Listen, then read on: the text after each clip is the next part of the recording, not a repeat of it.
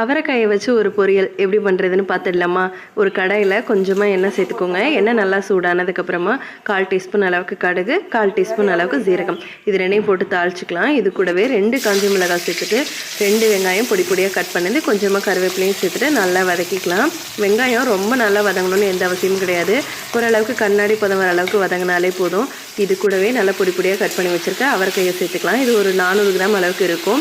இது எல்லாத்தையும் சேர்த்துட்டு நல்லா மிக்ஸ் பண்ணி விட்டுட்டு மூடி போட்டு வச்சுடுங்க. கொஞ்சம் நேரத்துக்கு அப்புறமா இதில் 2 தக்காளி ஆட் பண்ணியிருக்கேன். ரொம்ப பெரிய தக்காளியாக இருந்தது அப்படின்னா ஒன்றே கரெக்டாக இருக்கும். எல்லாமே சேர்த்துட்டு நல்லா மிக்ஸ் பண்ணிவிட்டு மூடி போட்டு வச்சுடுங்க.